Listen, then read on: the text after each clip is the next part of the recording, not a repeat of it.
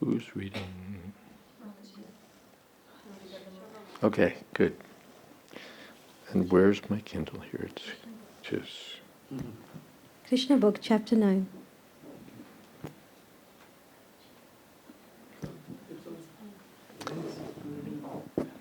Yeah, you're on. Krishna book, chapter 9. Mother Yashoda binds Lord Krishna. Once upon a time, seeing that her maidservant was engaged in different household duties, Mother Yashoda personally took charge of churning butter. And while she churned butter, she sang the childhood pastimes of Krishna and enjoyed thinking of her son. The end of her sari was tightly wrapped while she churned, and on account of her intense love for her son, milk automatically dripped from her breasts, which moved as she labored very hard, churning with 2 hands. The bangles and bracelets on her hands tinkled as they touched each other, and her earrings and breast shook. There were drops of perspiration on her face, and the flower garland which was on her head scattered here and there. Before this picturesque sight, Lord Krishna appeared as a child. He felt hungry, and to increase his mother's love, he wanted her to stop churning. He indicated that her first business was to let him suck her breast, and then she could churn butter later.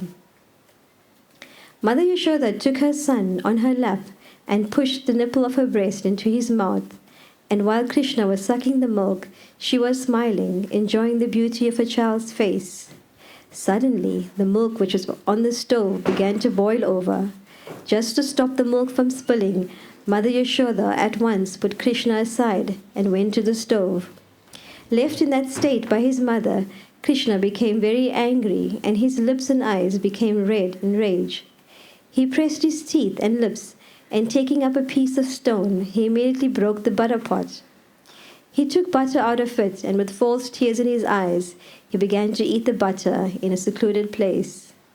In the meantime, Mother Yashoda returned to the churning place after setting the overflowing milk pan in order. She saw the broken pot in which the churning yogurt had been kept. Since she could not find her boy, she concluded that the broken pot was his work. She smiled as she thought, "The child is very clever. After breaking the pot, he has left this place, fearing punishment." After she sought all over, she found her son sitting on a big wooden grinding mortar, which was kept aside, upside down. He was taking butter from a pot which was hanging from the ceiling on a swing, and he was feeding it to the monkeys. She saw Krishna looking this way and that way in fear of her, because he was conscious of his naughty behavior. After seeing her son so engaged, she very silently approached him from behind. Krishna, however, saw her coming toward him with a stick in her hand, and he immediately got down from the grinding mortar and began to flee in fear. Mother Yashoda chased him to all corners, trying to capture the Supreme Personality of Godhead, who is never approached even by the meditations of great yogis. In other words, the Supreme Personality of Godhead, Krishna, who was never caught by the gopis and speculators, was playing just like a little child for such a great devotee as Mother Yashoda. Mother Yashoda, however, could not easily catch the fast-running child because her thin waist and heavy body. She still tried to follow him as fast as possible. Her hair loosened, and the flowers in her hair fell to the ground. Although she was tired, she somehow reached her naughty child and captured him. When he was caught, Krishna was almost on the point of crying. He smeared his hands over his eyes, which were anointed with black eye cosmetics. The child saw his mother's face while she stood over him, and his eyes became restless from fear. Mother Yashoda could understand that Krishna was unnecessarily afraid, and for his benefit she wanted to allay his fears. Being the topmost well-wisher of her child, Mother Yashoda thought, "If the child is too fearful of me, I don't know what will happen to him." Mother Yashoda then threw away her stick. In order to punish him, she thought to bind his hands with some ropes. She did not know it, but it was actually impossible for her to bind the Supreme Personality of Godhead. Mother Yashoda was thinking that Krishna was her tiny child. She did not know that the child had no limitation. There is no inside or outside of him, no beginning, no end. He is unlimited and all-pervading. Indeed, he is himself the whole cosmic manifestation. Still, Mother Yashoda was thinking of Krishna as her child, and although he is beyond the reach of all senses, she endeavored to bind him to a wooden grinding mortar. But when she tried to bind him, she found that the rope she was using was too short, by 2 inches. She gathered more ropes from the house and added to it, but still she found the same shortage. In this way, she connected all the ropes available at home, but when the final knot was added, she saw that the rope was still 2 inches too short. Mother Yashoda was smiling, but she was astonished. How was it happening? In attempting to bind her son, she became tired. She was perspiring, and the garland on her head fell down. Then Lord Krishna appreciated the hard labor of his mother, and being compassionate upon her, he agreed to be bound up by the ropes. Krishna, playing as a human child in the house of Mother Yashoda, was performing his own selected pastimes. Of course, no one can control the Supreme Personality of Godhead. The pure devotee surrenders himself into the lotus feet of the Lord, who may either protect or vanquish the devotee. But for his part, the devotee never forgets his own position of surrender. Similarly, the Lord also feels transcendental pleasure by submitting himself to the protection of the devotee. This was exemplified by Krishna's surrender unto his mother Yashoda. Krishna is the supreme bestower of all kinds of liberation to his devotees. Sorry, just give me a minute.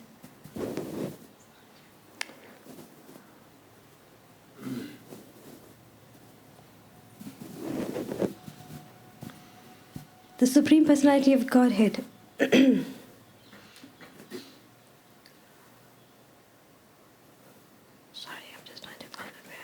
You're the previous paragraph. Krishna is the supreme bestower of all kinds of liberation to his devotees. But the benediction which was bestowed upon Mother Yashoda was never experienced even by the Lord Brahma or Lord Shiva or the goddess of fortune.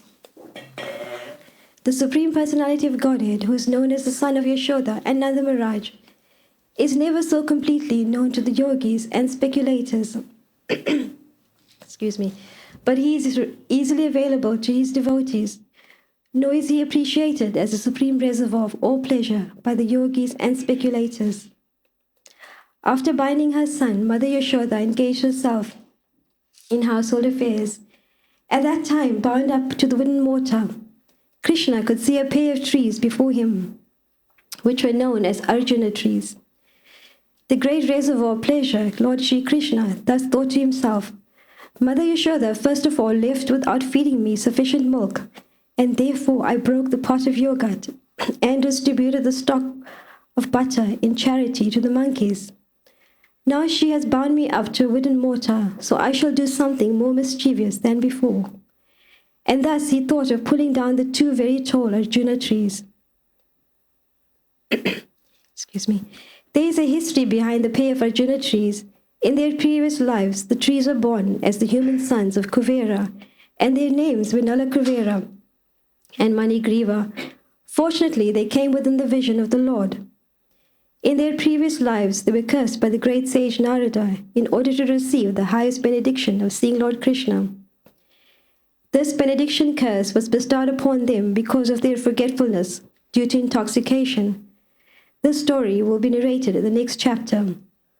Thus ends the Bhaktivedanta purport of the 9th chapter of Krishna. Mother Yashoda binds Lord Krishna.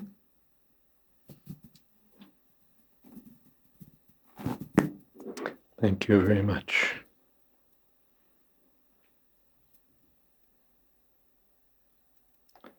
Om Jnana Timidantasya Gyananjana Shalakaya Chakshun Militam Jina Tasmai Shri Gurave Namaha Shri Chaitanya Manopistam Sthapitam Jina Bhutale Swayam Rupa Kadamahyam Tadhati Shapadantikam Vandehang Shri Guru Shri Jatapadakamalang Shri Gurun Vaishnavamscha Shri Rupam Sagrajatam Shahagana Raganathan Vitam Stam Sajivam Sadvaitam Savadhutam Parijana Sahitam Krishna Chaitanya Devam Shri Radha Krishna Padan Shahagana Lalita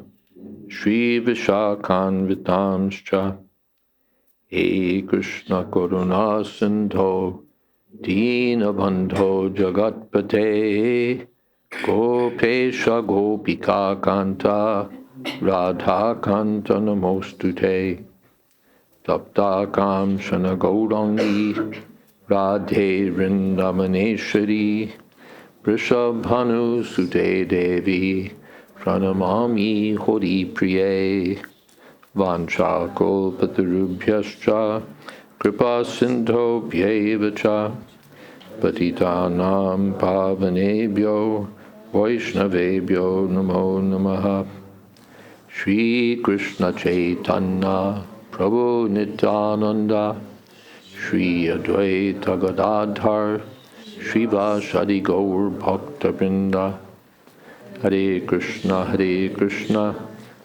Krishna Hare Hare Hare Rama Rama Rama Hare Hare. We're turning the clock back a little bit to Kartik month, the pastimes of Damodar. As the chapter opens, Yashodamaya is churning butter, and she's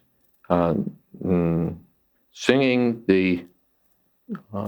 about the childhood pastimes of Krishna and thinking of her son.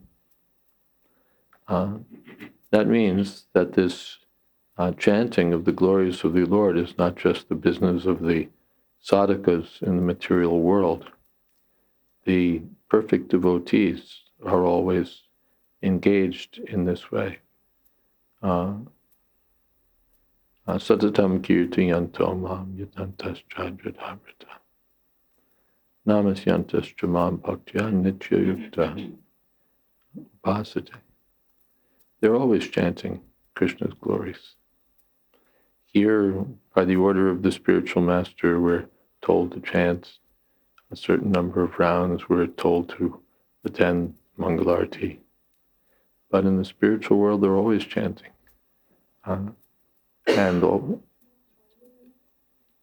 Tell again? Hard to hear? Okay, let's see if that makes it much better, doesn't it? Okay.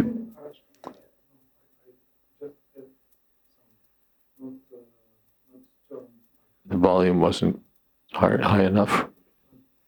Don't bend microphone. Yeah, don't touch the microphone. Increase it from there. You'll increase it from there. Should I put it back the way it was? Like that? Okay. Thank you. So in the spiritual world, this is what they do. They're always chanting the glories of Krishna with great transcendental pleasure, and always thinking of Krishna naturally. No one has to tell them, now you have to think of Krishna. They're enjoying. Just as we were hearing yesterday, the older gopis came and lodged complaints, your boy is doing this, your boy is doing that. So it appeared to be an exercise in lodging complaints, but actually it was an opportunity to relish chanting the glories of Krishna. So Yashodamaya is doing that, and there's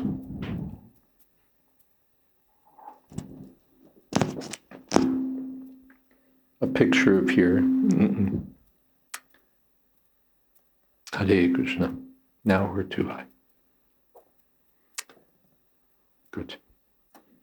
And there's a picture here of Yashodamaya churning butter and the bracelets and bangles on her hands tinkling, and she's has flowers in her hair, and she's what else is described there? Yes.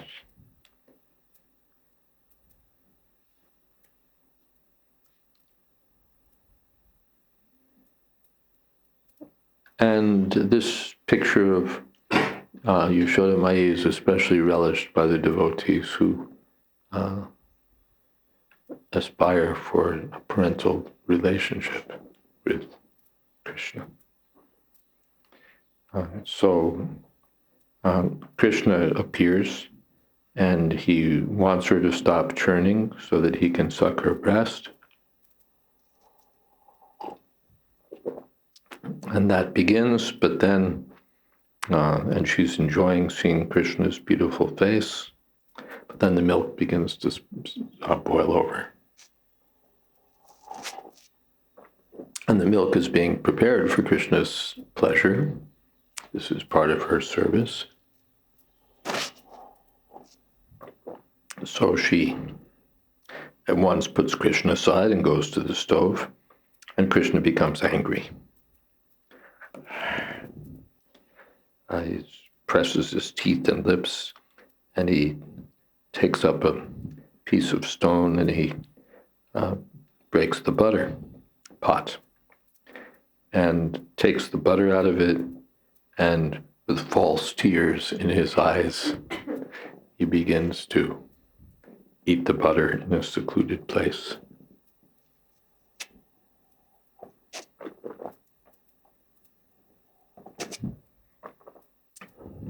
And you can kill him. After putting things in order with the milk pan, she comes back. Yashoda Mai comes back and sees the broken pot in which the yogurt she'd been churning had been kept. And now she can't find. This is also, by the way, foreign to our experience, because we're all, for the most part, city dwellers. We've probably never even seen a pot for churning yogurt. We've never churned yogurt in our lives. We don't even know what happens when you churn yogurt.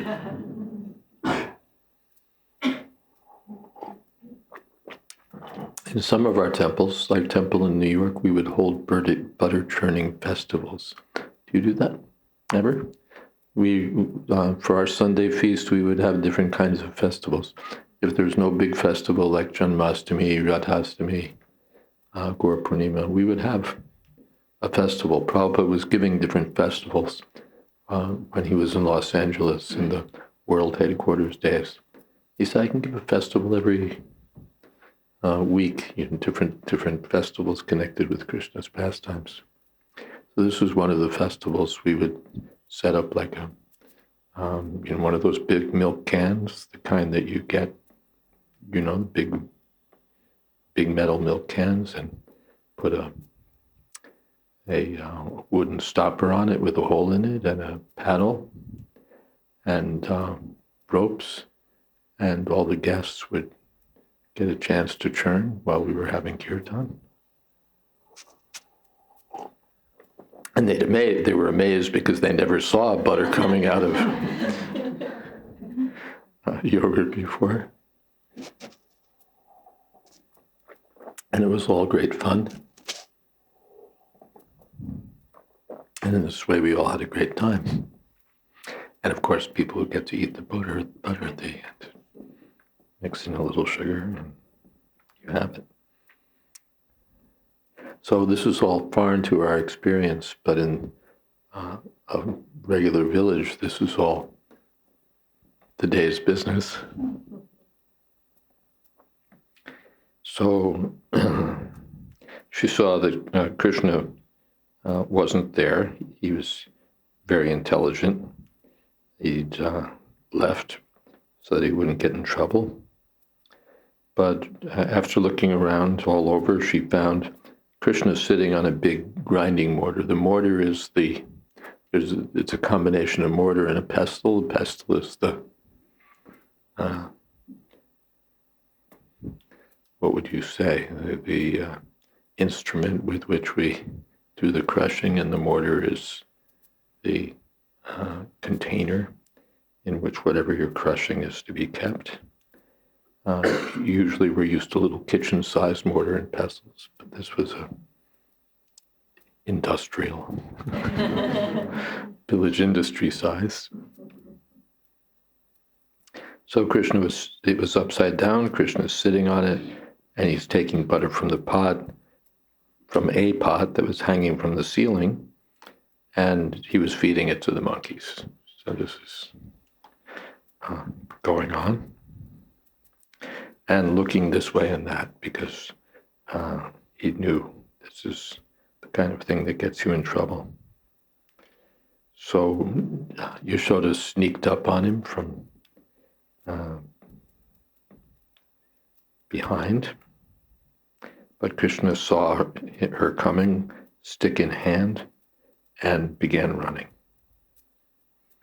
And Yashoda Maya is chasing him and chasing him. And the comment is given that she was chasing the Supreme Personality of Godhead. Even the yogis can't catch him. The jnanis can't catch him. Nobody can. What is that? Yadhavato jnana dyeti tishtat. In the Ishopanishad, he can outrun everyone else.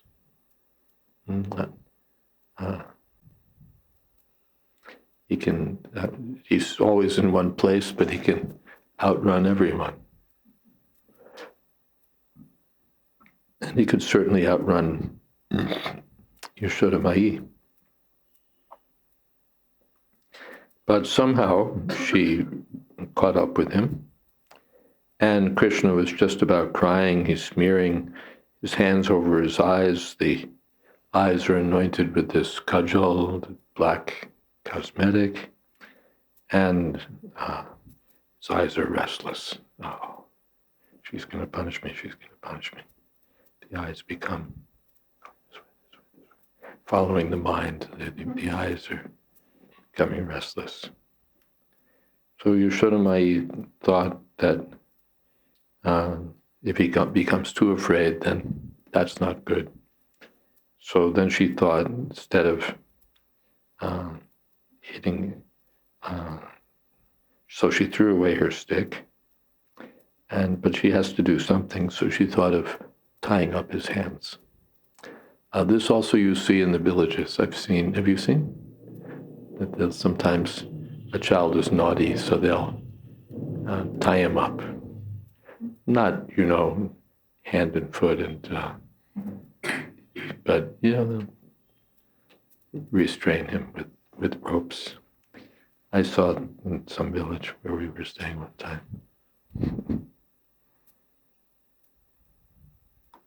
So she's tying him up, and she didn't know that this child is limitless. He has no beginning, no end. There's no inside or outside. The whole cosmic manifestation is non-different from Krishna. But as far as she's concerned, he's her little child, and she's going to tie him up. But when she tried, then, as we know, the rope was too short by 2 inches, so she got some more rope, added it to the first, but when she went to knot the rope, again, 2 inches too short, 2 inches too short, 2 inches too short. And she got more rope from inside the house, then she connected all the ropes, and still everything is too short, too short. What to do? So this was Krishna performing his human-like pastimes, but in a wonderful way. And Prabhupada comments that no one can control the personality of Godhead. He's Parameshvara, the supreme controller. But the devotee surrenders to the Lord. Marabi Rakabi Yochotahar. You can kill me, you can protect me, you can do whatever you like, but the devotee is always surrendered. And the Lord feels pleasure submitting himself to the protection of the devotee.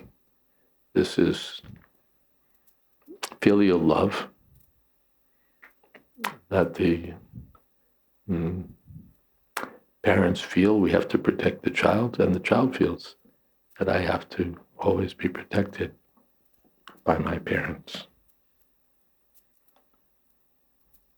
So there's various kinds of liberation awarded to the yogis, but Krishna awarded Yashoda Mai a much higher destination.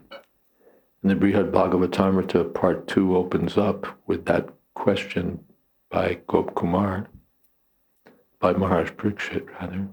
No, third time. By Uttara from Maharaj Parikshit.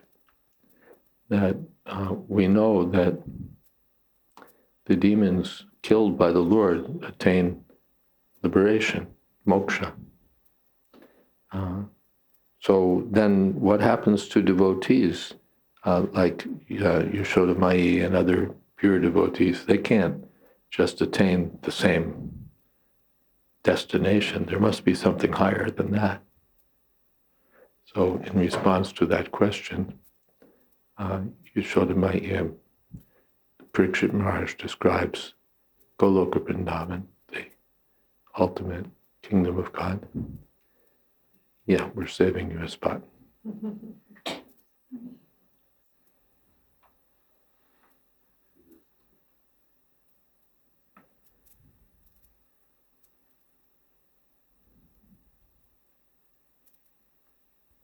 The yogis and gyanis can't know Krishna as completely as the pure devotees like Yashoda Mai. So now it was accomplished. Krishna agreed to be bound. She couldn't do it, but when he agreed, then all right, it became possible. So then Yashoda Mai went back to household affairs, but Krishna could see before him a pair of Arjun trees. Arjun is a kind of a tree out here in India. And Yamal Arjun, Yamal means twins. So two Arjun trees. And Krishna thought to himself that first Yashoda Mai neglected me and put me down, and so then I broke the butter pot and gave the butter and charity to the monkeys, and then Yashoda Mai bound me, but now I'll do something more mischievous than before. This is Krishna, he's a mischief monger. And he thought of pulling down these very tall trees. And as an introduction to the next chapter, we find that there's a history behind these trees. They were formerly the sons of Kuvera, the treasurer of the demigods. Kuvera is close with Lord Shiva, and he's in charge of all the wealth of the demigods. And his two sons were Nalakuvara and Manigriva.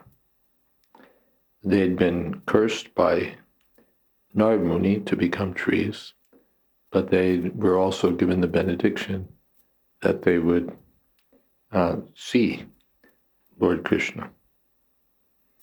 They were cursed because of having become intoxicated, and the story will continue in the next chapter.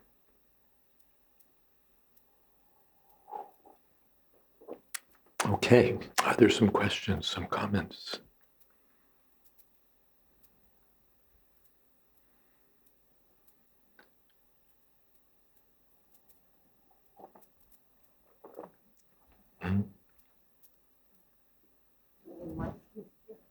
Yeah, there's a mic for you. Hare Krishna, Maharaj. Thank you so much, Mataji, for reading.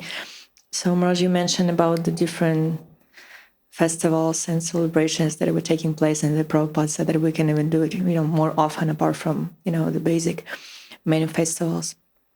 So my question is regarding Tirubhav and Avirbhav Mahotsav appearance Tirubhav Mahotsav? and Avirbhav Mahotsav of different acharyas and Vaishnavas in our Gaudiya Sampradaya, because some of them have been celebrated. Like in Vrindavan, we can see one thing, but when we go back to West, in Vrindavan we can see how they honor different acharyas on different days. But in West, we don't see that on very often, and usually it doesn't take place. So if you can share a bit, how we can celebrate, because of course we can make up like different festivals, but like we have like so many Vaishnavas. Well, you don't want to make things up. Yeah. But there are many, many festivals on the calendar. As far as the Avirbhav Mahotsav, Tirubhav Mahotsav, so of course there's Kirtan. Every festival there's Kirtan. And the glories of the Acharya are told. And that's the main thing. What are the glories of Jiva Goswami? What are the glories of Sanatana Goswami? What are the glories of Ramananda Roy? What are the glories of all these devotees? These are told from authoritative books. And sometimes there's a picture or murti of the Acharya.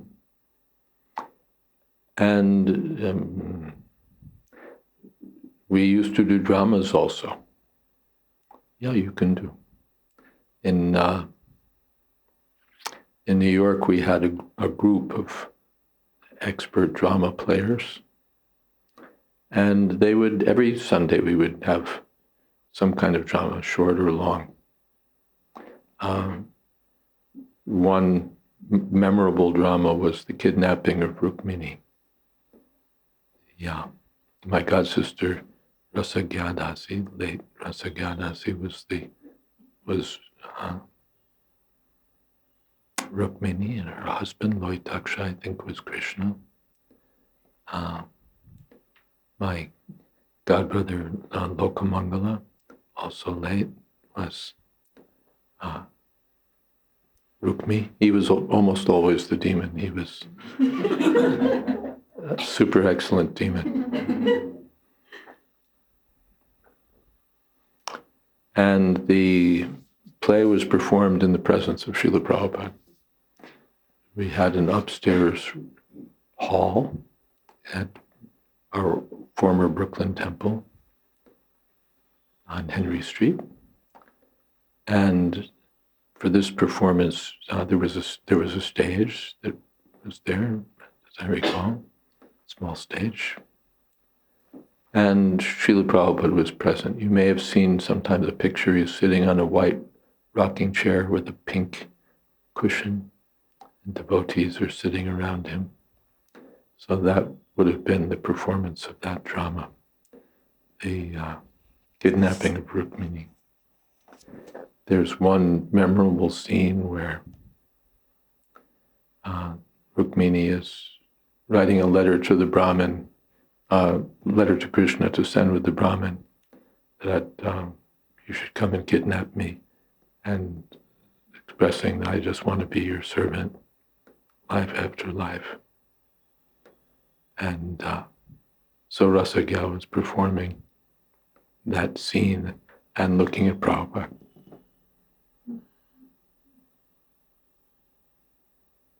Prabhupada, I remember early in 1968, Prabhupada was talking about these dramas. He himself had played in a drama of Chaitanya Lila.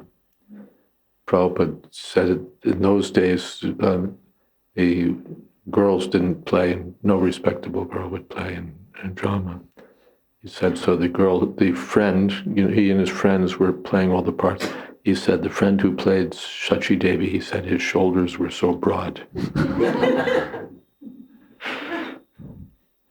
So they were all playing different parts. And Prabhupada said, I looked out into the audience and I saw that everyone was crying. And I thought, why they are crying? And Prabhupada said, it's because we were devotees. professional players are something else. They're playing for money. Even there's, they just play a part to get money. And Bhaktisiddhanta Saraswati Thakur had an expression. I don't know what it is in Bengali, but the meaning in English is farcical Narada. The idea is that he's playing Narad Muni, but in his personal life, he's not at all like Narad Muni. He's some typical materialistic rascal, but you give him some money and he'll play Narad Muni. But when the devotees play a drama, then they play out of devotional sentiment, devotional feeling, and spiritual knowledge also. And so then the drama has potency. Then the audience feels the transcendental effect. Just like our Bhagavatam classes, Bhagavatam reading, we may be expert speakers, or we may be not so expert. We may be very learned or not so learned, but the devotees who are speaking to serve Krishna and glorify Krishna. So there'll be potency there, and they're speaking what they've heard from the parampara system. They're not imagining something, concocting something. So the potency will be there. And there are many Bhagavatam reciters. They're very polished. They're incredible. What performers they are. They're really good. And they have professional musicians, and it's quite the show. But nothing happens. After so many, and they draw huge crowds. I was at one professional Bhagavad reciter was speaking, well-known person, and they'd set up by the Red Fort in Delhi, huge pandal. You couldn't even see the speaker from most of the locations. You could see a television monitor, of which they had many set up along the pandal, because so many people attended. But of those people, and he goes on speaking in so many venues, but who becomes a devotee? Who becomes a devotee? The topics are told in such a way that everyone feels, oh, this is so nice. But no one feels like I have to give up my materialistic activities and surrender to Krishna. So it doesn't have the same potency. Similarly, the professional kirtan singers, they're wonderful what they can do with a note, do so many things. Quite astonishing. I happened to be in Bombay when one big name Kirtanmala, devotional singer, was performing in our auditorium. So I ducked in for a few minutes to see what was going on. And he's really accomplished, And there was a sophisticated Bombay audience who had paid to attend. And they could, they had the background to appreciate what he was doing with the notes and so on. And at the appropriate places, they would applaud just because it was such a virtuoso performance. And I remember at one place, at one point he said, he stopped for a moment, or he sort of went silent for a moment, and after that he said, excuse me, I went into ecstasy.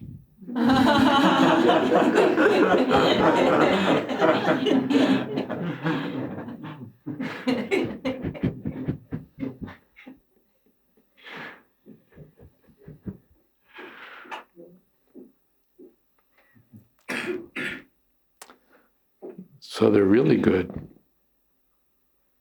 But again, no one becomes a devotee. The spiritual potency isn't there. It's how they earn their livelihood. It's their occupation. They sing and they meet their household expenses and accumulate good money if they're good, but it doesn't have potency. But when the devotees perform a drama or perform kirtan, recite Bhagavatam, or perform a drama out of devotion, then even though they may not be professional experts, it reaches the audience. It affects their hearts. It affects their consciousness. So, therefore, we're interested in seeing all of these things or hearing these things when it's done by devotees. Otherwise, Sanatana Goswami, Vaishnava Mukod Girnam Putam Madhikatamrita Shravana Naivakartavya Sarvachishta Utapaya. When the non-devotees are chanting or reciting, it's like milk touched by a serpent. It has a poisonous effect instead of being nourishing. So Prabhupada encouraged us. He himself performed in this drama in Calcutta, and he encouraged us to perform dramas. There was an early drama, Radha and Krishna. That's another story. But so many dramas you can do. So from the lives of the acharyas, there's so many dramatic incidents, and they can be performed. Prabhupada said about the Rukmini play, said it was better than the book. And when Rukmini was captured and Krishna cut off his beard and mustache and hair and patches, Prabhupada said, "Oh, worse than death."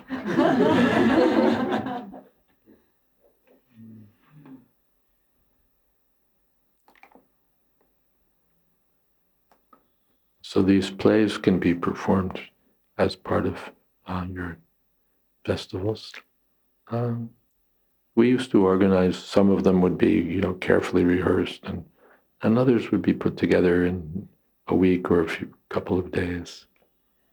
Some of them were elaborate, some of them were simple.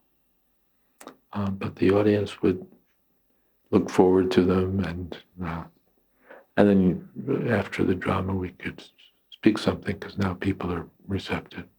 Explain the drama, explain something of the philosophy, and it becomes a very nice festival.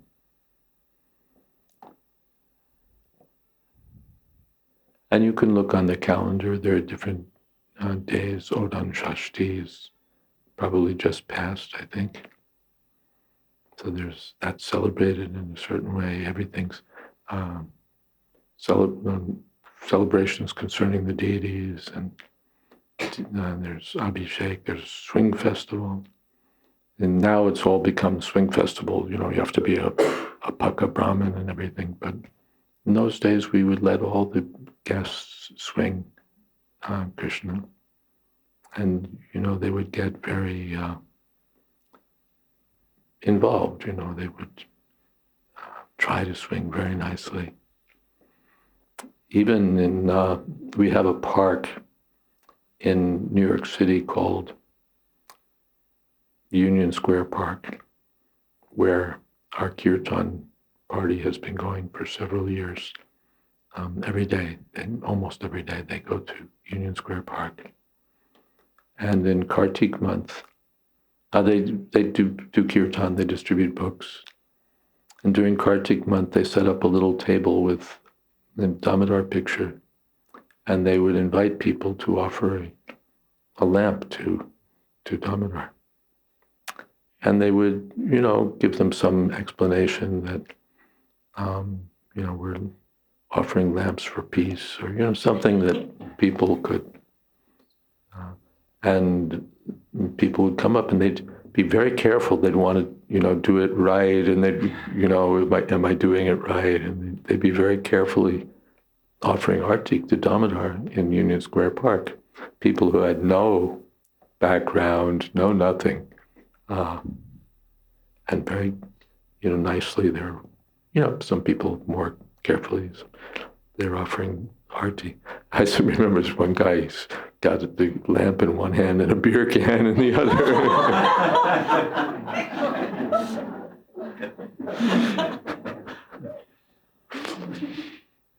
So he's beginning his devotional service.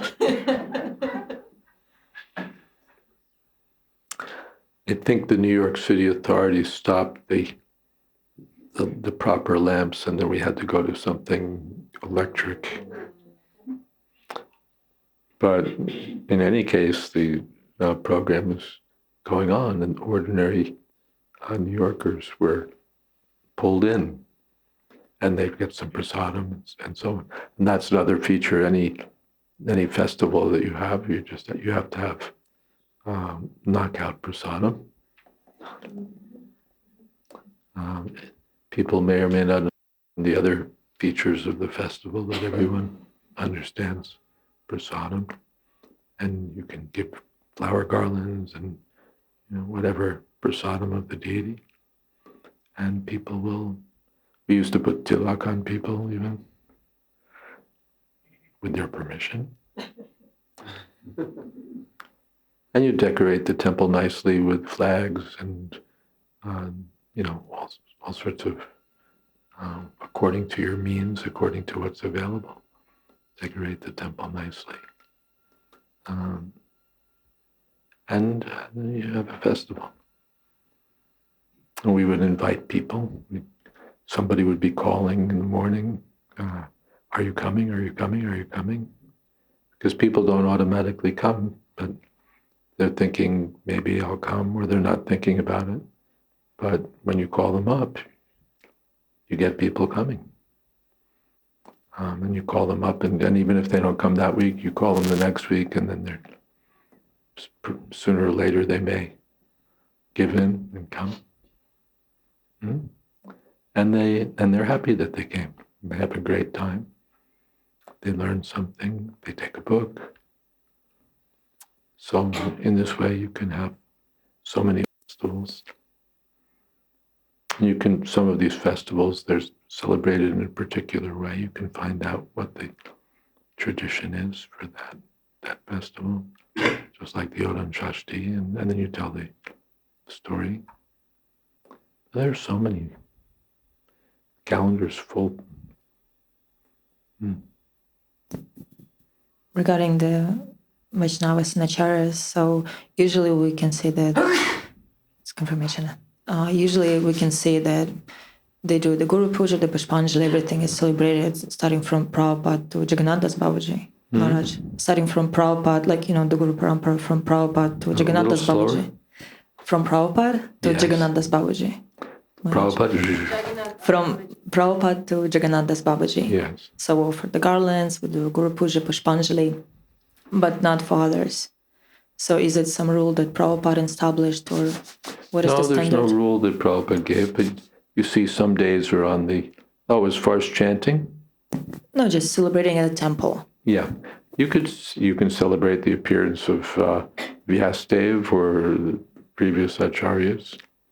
If you have South Indians, you can celebrate the appearance of Ramanujacharya. There's no restriction that we can only honor these many. Vishwanath Chakravarti Thakur, the whole story is there, so there's no restriction that we're only allowed to observe the appearance of this or that. But formally, some are on the calendar, some may not be mentioned. And there's only so many mantras that we can chant. But no, we have so many acharyas in our line, so many great devotees in our line.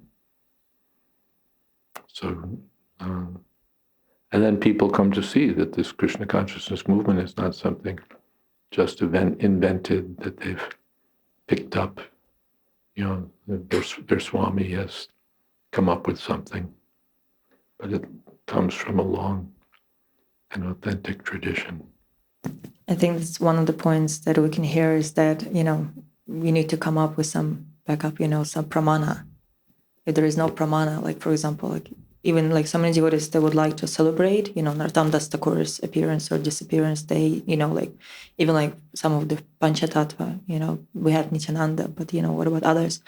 So, and the temple authority logically always asks, okay, where Prabhupada mentioned about it, where is it coming from? Like they don't do it in any other temples. Yeah, it's not that all of these things should be instituted as a regular temple function, but especially for creating a festival for the guests, for preaching. That's the point. For ourselves, we don't have to have a festival every day. We're carrying on. But I'm describing these things for your outreach so that you can involve other people. We always have some excuse for having a big festival. There's always some reason for us to have a festival, and people come and they learn something and they enjoy happy time, and they make spiritual progress. Yeah. So many things are there. But is it better to? But we don't invent something. Yeah, but is it better to do it within the temple or somewhere outside? It depends. Like Govardhan Puja, that's the big neglected festival, I would say, by the way. If you're looking for a festival, we're accustomed to Janmashtami. We're accustomed to big Gaur Purnima. We're accustomed to the Rath Yatra. But most temples, we don't make a big issue of Govardhan Puja.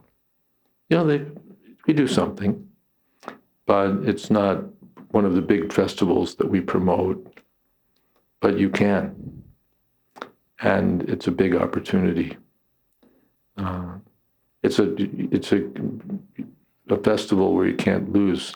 It's you can't miss. You've got Krishna's pastimes. You've got kirtan. You've got a mountain of food. As they say, what's not to like? So you can hold this Govardhan Puja festival as described in the Krishna book, very joyfully. Everything, decorations, and so many. You see here in Vrindavan now they do chapan bhog. So many things they offer to Krishna and distribute to the people. So yes, you can do that in the temple, or you can do it in a bigger place if your temple's small. For New York, I envision Madison Square Garden, which is a very big venue. You know that you've arrived, that you're doing it when you've hired dump trucks to help make the hill of rice. City dwellers need to be impressed. Your little hill doesn't quite register with them, but you can do when you do something big, then it headline news. So there's no limit to how big you can make these festivals. Prabhupada's appearance day. Sometimes all the emphasis is on Janmashtami, but Prabhupada's appearance day could be made a huge festival. You can do publicity, you can reach the news outlets, you can do things in big public places so that people become aware of Krishna consciousness. Sometimes, by the way, we think that we need a bigger temple because the temple's so small that we can't accommodate all the people who come on Janmashtami. So we get a big, huge temple that it can accommodate all the people who come on Janmashtami, and the rest of the time, we have this many people. So you wonder how people are thinking. For that, you could keep your small, affordable temple and rent a hall for Janmashtami and accommodate all the people that you need to. Or like Govardhan Puja, described Madhavendra Puri did it in so many different places. They did the installation of Gopal and the Anakut Mahotsav, and then people in different come to our village, come to our village. So they were doing the same festival in all the neighboring villages. You're not limited, just like the Rath Yatra festival.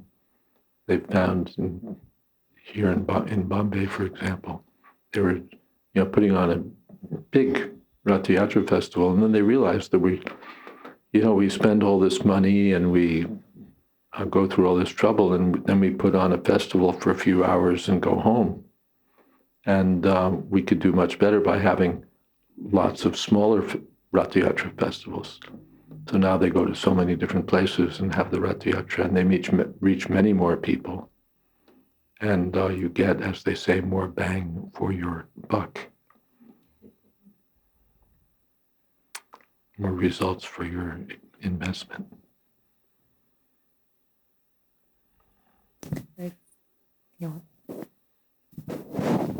Hare Krishna Maharaj, I got two questions, if I may. Mm-hmm. The first one is, in Goloka Vrindavan, do we have Guru Puja and Mangalarti? In Goloka Vrindavan, do you have Guru Puja and Mangalarti? Not that I know of.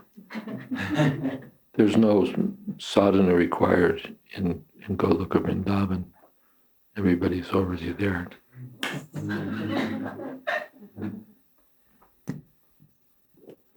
Rather, it's, as described here, that they're always chanting the glories of the Lord.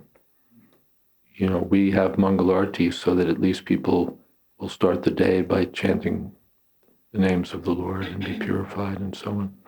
They're always chanting. Like we hear Mother Yashoda, she's churning butter and doing kirtan. The local ladies were coming and lodging complaints. That means kirtan. So they're always doing. They don't need an official sadhana schedule. And our sadhana schedule, in the evening we put Krishna to rest, the deities rest. There they have Krishna. The same thing, but they don't make a ceremony out of it. They just put him to rest. Everything natural. Thank you, Maharaj. And my second question is, how was Lord Balaram conceived? Given that How was he? Conceived, or he appeared? Because He was the child of Devaki, and then he was transferred to the womb of Rohini. That's described in the previous chapter. And everyone thought that the pregnancy of Devaki was a miscarriage. The child wasn't born. But he'd been transferred by Yogamaya on Krishna's order to the womb of Rohini. So as Prabhupada comments, Krishna and Balaram are real brothers because they both came from the womb of Devaki. Mm-hmm. Anything else? Yes. So in continuation to the previous topic of celebration, can you please describe the perfect balance, or is there anything that Prabhupada told us? The perfect balance, or something Prabhupada told us? Yeah, like regarding the program schedule. Like, for example, we have like kirtan, we have katha, we have prasadam, we have all this drama. And sometimes we can see that when it's some big festival and we invite the newcomers, when we invite the newcomers, the schedule might be like very different actually from the way devotees they would have it. And sometimes, in order to satisfy the newcomers, devotees they might get upset because there is not enough. Might get upset. Who might get upset? Devotees, because there is not enough of katha or kirtan, but a lot of like performances. Well, you have to see. Prabhupada didn't say what the ideal balance, 20 minutes of this and 40 minutes of that. But any festival, you have to have kirtan, you have to have Krishna katha, and you have to have prasadam. that, what is Prabhupada said, chanting, dancing, feasting, and philosophy. So that's our program. Now, what percentage or how you do that, that you figure it out. If you have the facility, you may have kirtan going on continuously in one place and dramas or discourses in another place and something else in a third place, prasadam in a third place, something else. We would have, in New York, we had a lot of smaller rooms like this, and we would invite the guests to come and take prasadam in different rooms. And in each room there'd be a devotee to speak with them about Krishna, one or more devotees to speak with them. So instead of having a big, what would you say, a big scene with so many people saying, they have a more intimate setting where one-on-one people could discuss Krishna consciousness. And that proved quite good for involving people. And then you keep a record of who came.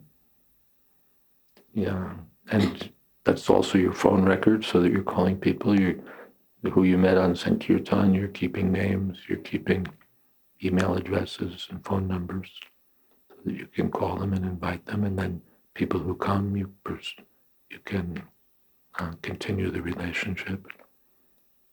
And then you help them along and they become devotees.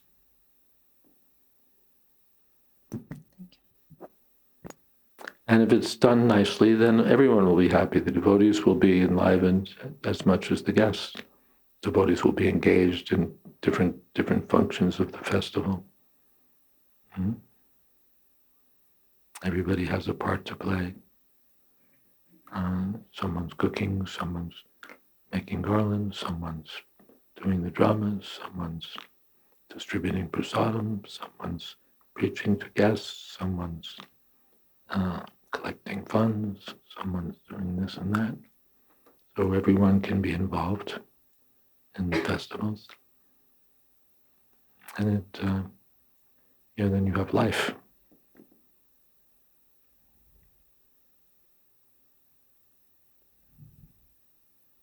And this was New York back so we were reaching all Western people.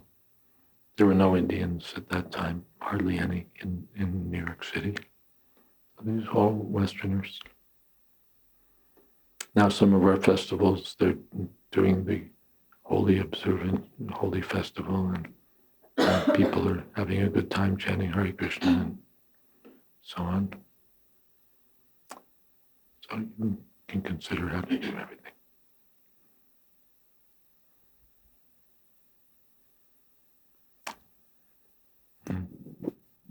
Hare Krishna, you mentioned the dramas.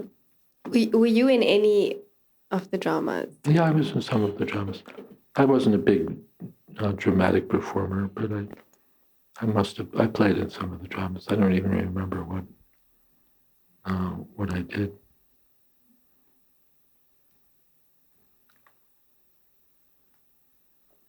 But then we got really good drama players. Some of them had professional background. Some of them were just good. They used to perform street plays also, street theater, along with the kirtan. They would spontaneously, just have a drama, and as if something were happening, Stop that, man,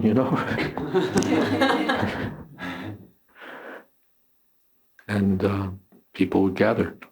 And, it's just like a 5-minute play, something like that. People don't have, a lot of time, but people would stop. And you have just enough time to deliver a message. And that was also very effective.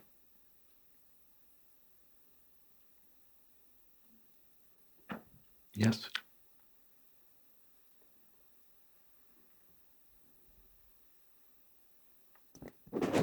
Coming back to the Damodar Lila, I was watching a lecture of Hari Prasad.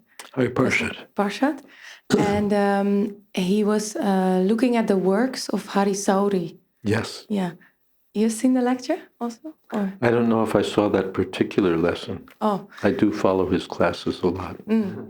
And he was giving all the reasons behind every little thing in the Damodar Lila. Yes. And I remember one nice one was that he said that the rope was 2 fingers too short. And normally we say, oh, this finger means that, that finger means this. But he said that Krishna's glance is liberating. So the moment Krishna looks at someone, that person is actually already liberated. So in the Leelas, everything is personal. So when he looked at the rope was liberated. And because the rope was liberated, it couldn't bind anyone anymore. So he couldn't bind Krishna anymore. I like that one. And I also remember one other one that he said, why was the milk boiling over? And he said, yeah, the milk was boiling over out of envy because Krishna was drinking from his mother's milk and not from his milk. And the second reason was that the milk was committing suicide. Yes, the milk was disappointed. He said, because in Krishna's presence, we are relieved from all material suffering. But he was in Krishna's presence and still he was boiling on the fire of material nature. Mm-hmm. So I like these two points. I can mention also that Radhanath Maharaj and his disciples in Chopati do a big drama festival every year. They rent a proper hall and the devotees play various, they'll do it, it goes for like a week, different drama every night. And they rent a proper hall and they have very nice prasadam and leading devotees in the community play the various parts and different pastimes. And they put a lot of energy into it, they put a lot of energy into it and everyone gets very involved in the drama festival. Every year, drama festival in Bombay. I remember they did this Damodar Lila. The adults were doing some dramas. I forget, they would do like two major dramas in a night or something like that. But the kids did a drama. And the one I saw, the kids were like fantastic. Their drama was the best. They had like the flowers, there were little kids who were flowers and there were kids who were the milk boiling over. And the little girl who was Yashoda Mayi, she's scolding Krishna, just like a proper Indian mother. She was just like totally convincing. Wonderful, wonderful drama. And so from the beginning, the children are involved also in these wonderful dramas, and everyone appreciates. So these are different ways that you can engage others in Krishna activities, the pastimes of Krishna, the activities of Krishna. All right.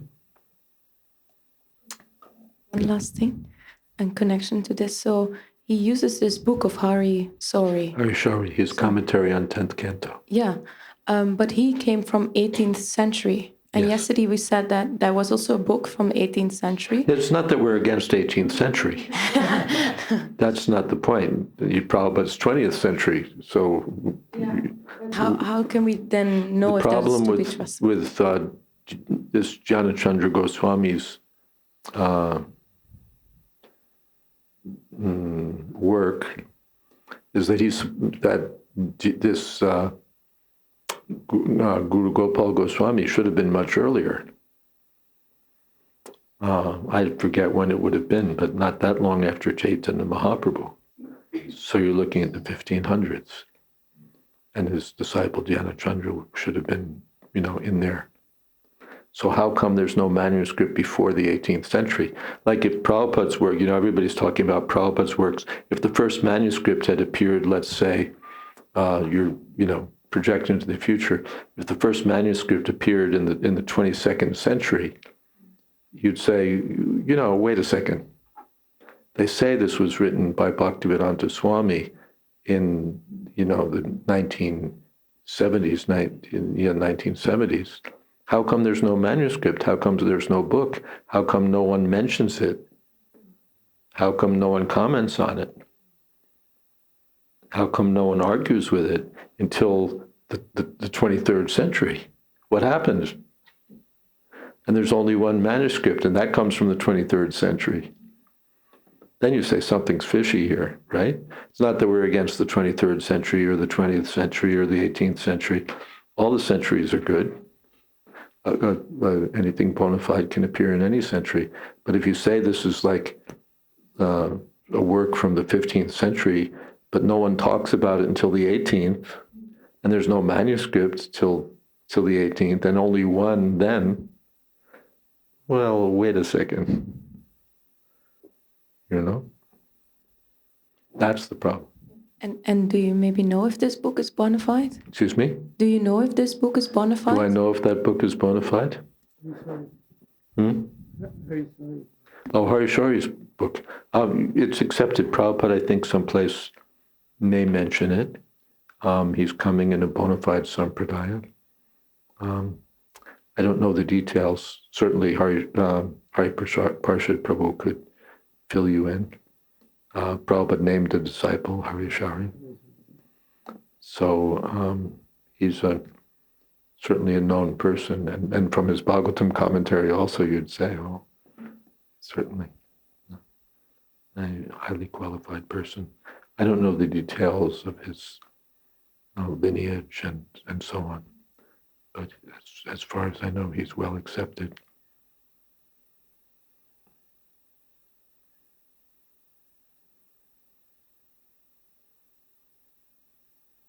And Hari Parshad Prabhu himself is a learned scholar. I don't think he'd be, just accept any.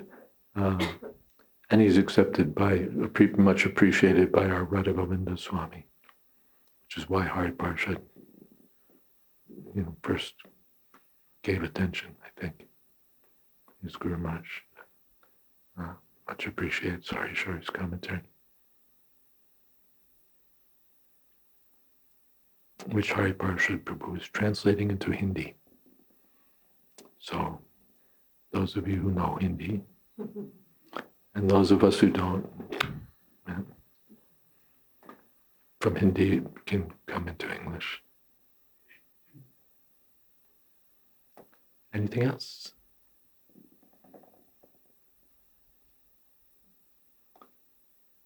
Okay. And who's doing kirtan today? We have a mridanga here someplace. There's the mridanga. 2 mridangas, okay.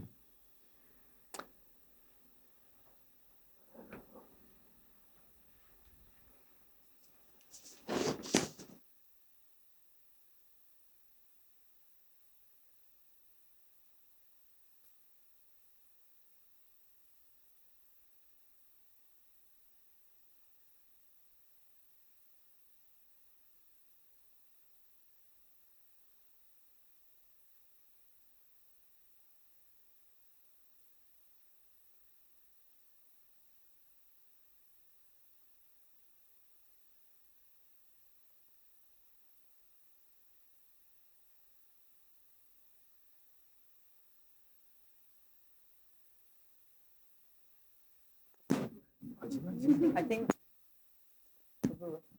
everyone's pointing at you, right? Yeah. So you can put him.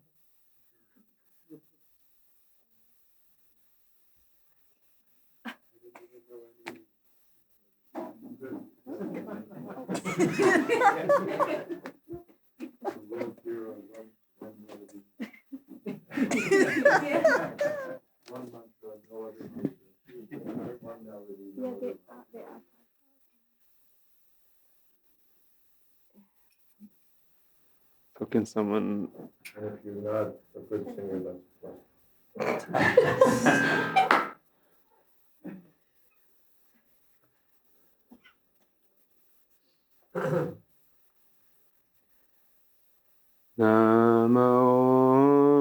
Vishnupadaya Krishna Prestaya Bhutale Srimate Bhakti Vedanta Swami Niti Namine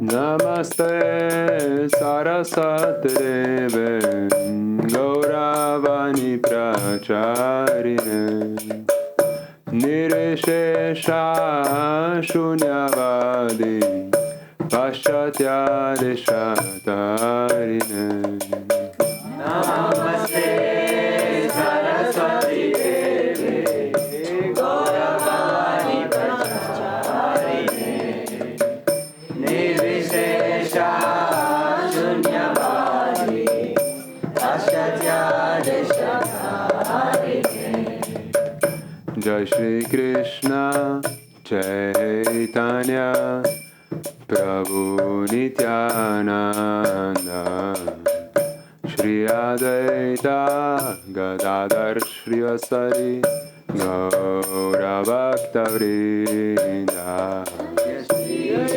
Krishna Chaitanya Prabhu Nityananda Shri Advaita Gadadhar Shri Vasari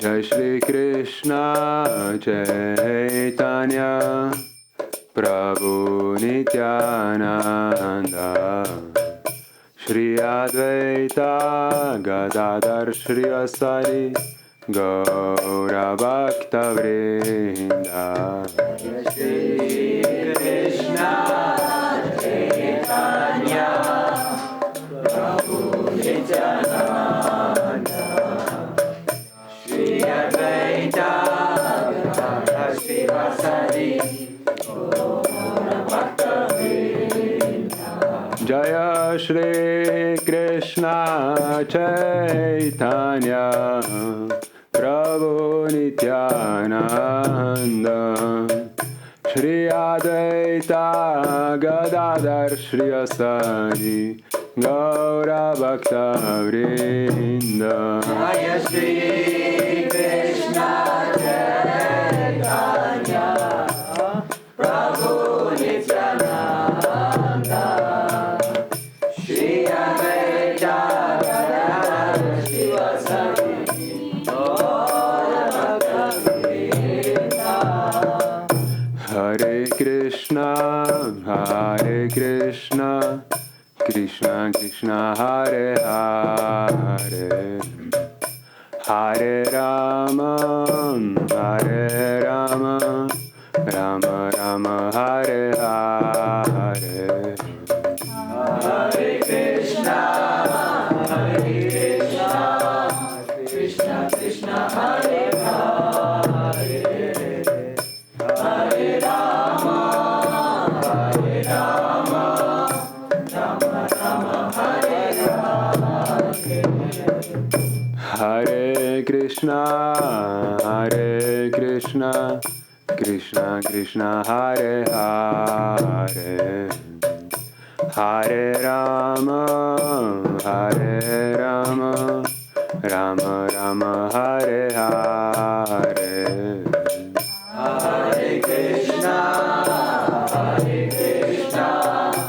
Krishna Krishna Hare Hare Hare Rama Rama Rama Hare Hare Hare Krishna Krishna Krishna Hare Hare Hare Rama Rama Rama Hare Hare Hare Krishna Krishna Krishna Hare Hare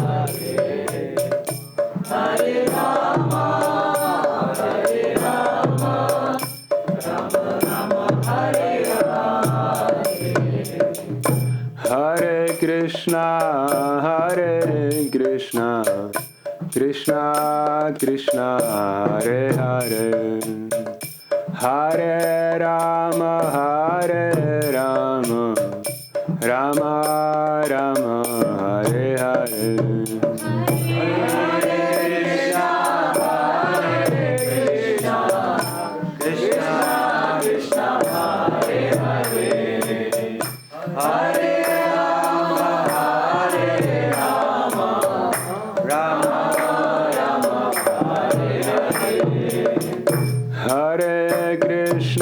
Hare Krishna, Krishna Krishna Hare Hare, Hare Rama,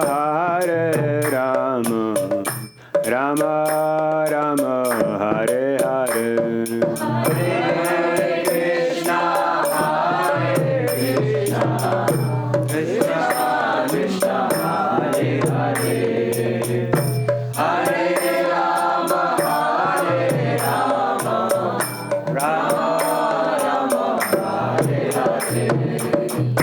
Hare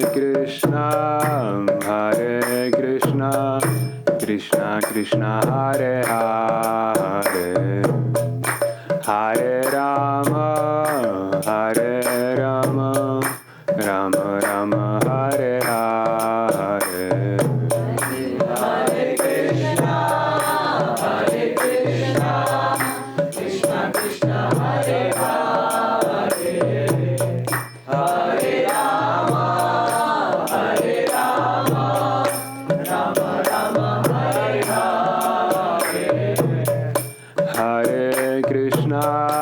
Hare Krishna, Krishna Krishna Hare Hare, Hare Rama, Rama Rama, Hare Hare.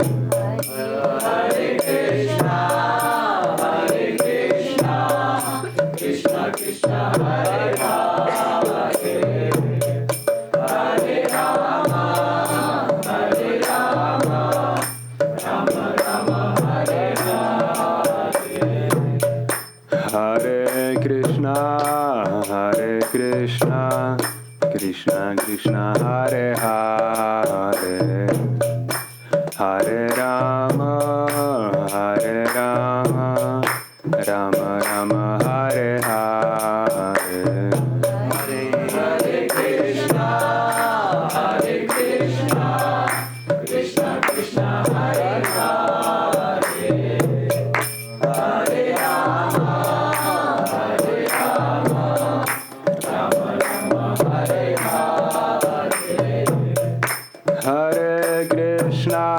Hare Krishna, Krishna Krishna Hare Hare, Hare Rama, Rama Rama, Hare Hare.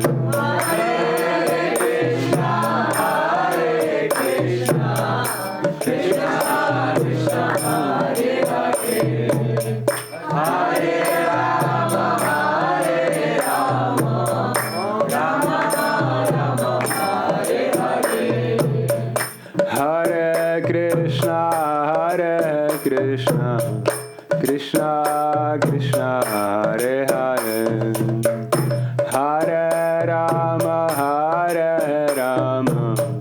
Rama Rama, Hare Hare.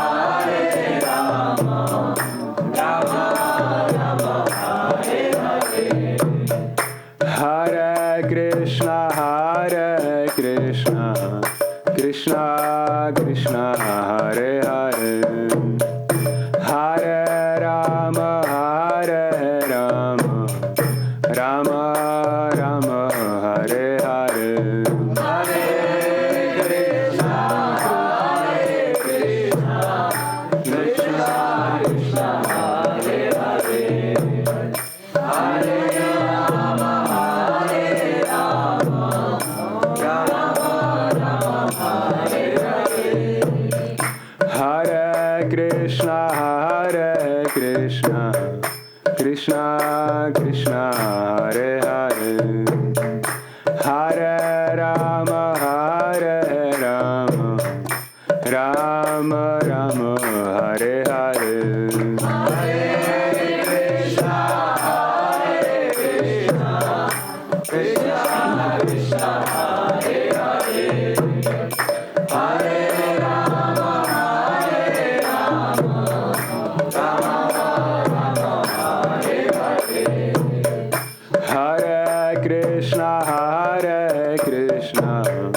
Krishna Krishna, Hare Hare, Hare Rama, Rama Rama, Hare Hare.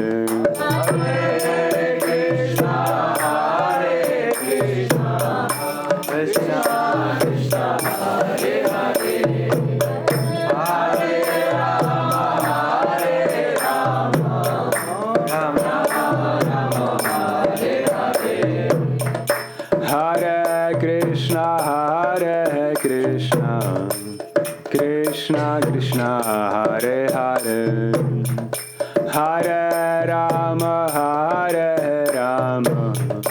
Rama Rama, Hare Hare.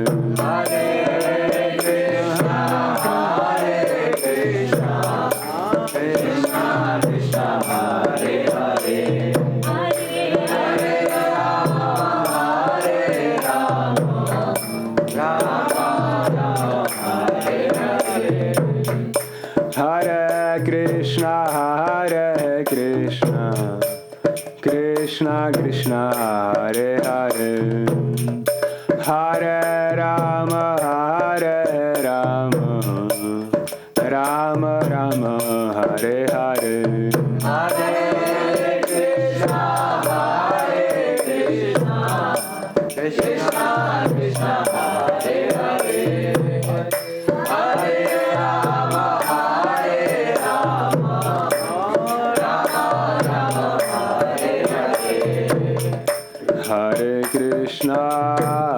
Hare Krishna, Krishna Krishna, Hare Hare,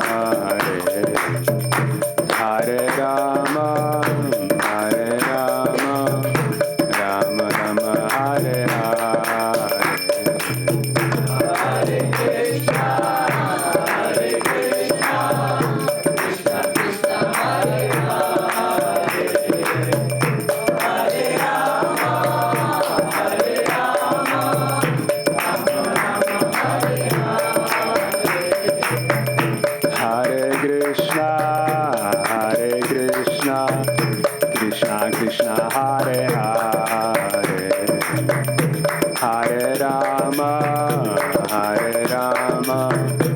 Rama Rama, Hare Hare.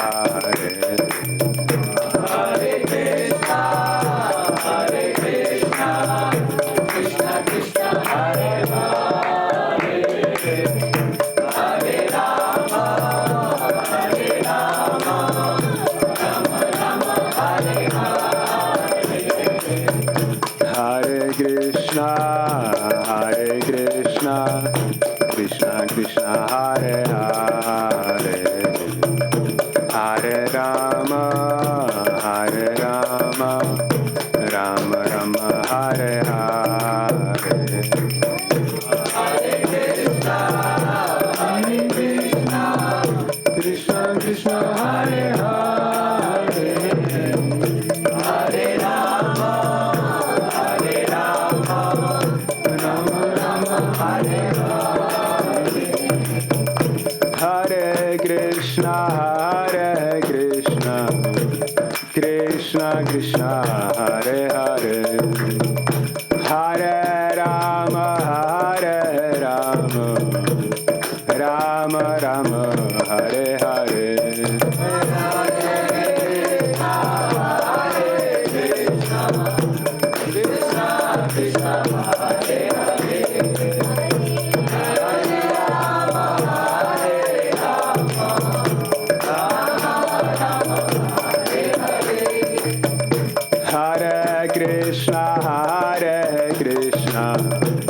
Krishna Krishna, Hare Hare, Hare Rama, Hare Rama, Rama Rama, Hare Hare.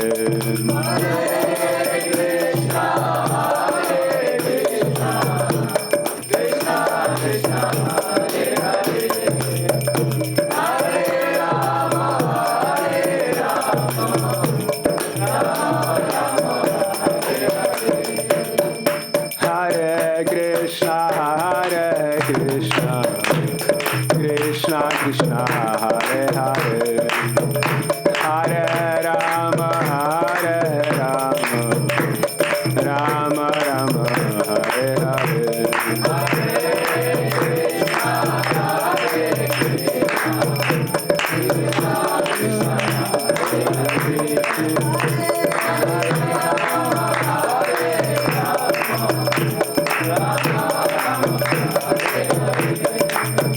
Hare Krishna, Hare Krishna, Krishna Krishna, Hare Hare, Hare Rama, Hare Rama, Rama Rama, Hare Hare. Hare Krishna, Hare Krishna, Krishna Krishna, Hare Hare, Hare Rama, Hare Rama,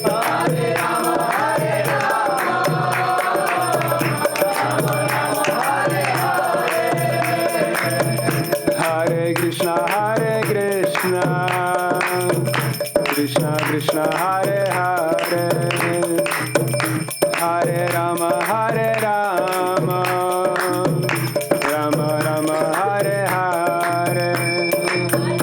Hare Krishna, Hare Krishna, Krishna Krishna, Hare Hare, Hare Rama, Hare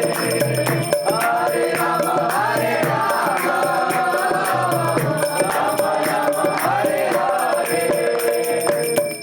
Hare Krishna, Hare Krishna, Krishna Krishna, Hare Hare, Hare Rama, Hare Rama, Rama Rama, Hare Hare.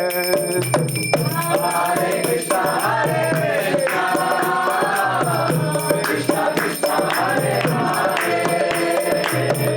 Hare Rama, Hare Rama,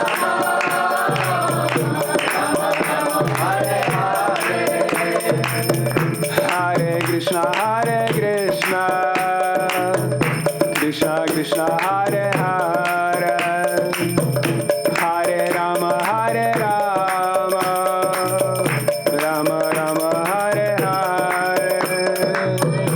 Hare Krishna, Hare Krishna, Krishna Krishna, Hare Hare, Hare Rama, Hare Rama, Hare Krishna, Hare Krishna, Krishna Krishna, Hare Hare, Hare Rama, Hare Rama, Rama Rama, Hare Hare. Hare Krishna, Hare Krishna, Krishna Krishna, Hare Hare, Hare Rama, Hare Rama, Hare Krishna, Hare Krishna, Krishna Krishna, Hare Hare, Hare Rama, Hare Rama, Rama Rama, Hare Hare. Hare Krishna, Hare Krishna, Krishna Krishna, Hare Hare, Hare Rama, Hare Rama, Rama Rama, Hare Hare.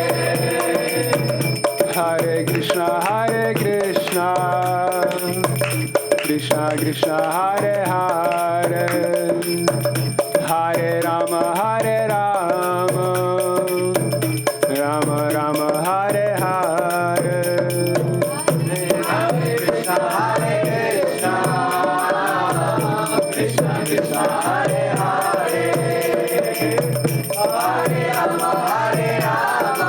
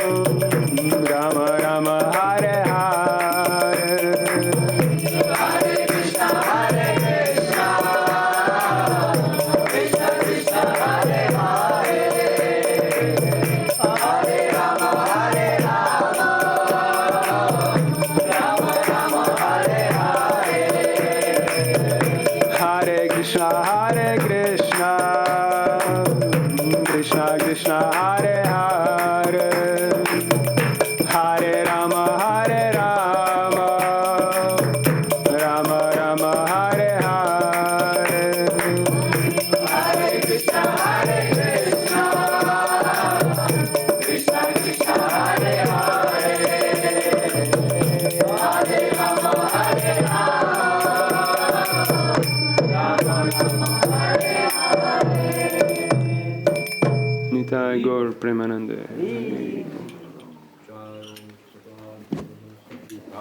Charja Stotra Sri Srimad A.C. Bhakti Vedanta Swami Maharaj Prabhupada Ki Jai Ananta Koti Vaishnavrinda Ki Jai Namacharya Sri Haridas Thakur Ki Jai Prem Se Kaho Shri Krishna Chaitanya Prabhu Nityananda Shri Advaita Gadadhar Shiva Shadi Gaur Bhaktivinoda Ki Jai Shri Shri Radha Krishna Gop Gopinath Sham Kund Radha Kund Giri Govardhan Ki Jai Vrindavan Dham Ki Jai Navadip Dham Ki Jai Jagannath Puri Ki Jai Ganga Mai Ki Jai Jamana Mai Ki Jai Tulsi Devi Ki Jai Bhakti Devi Ki Jai Samaveta Bhakta Vrinda Ki Jai.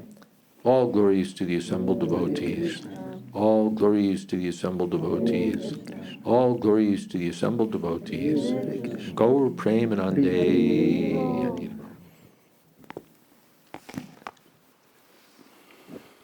Thank you all very much.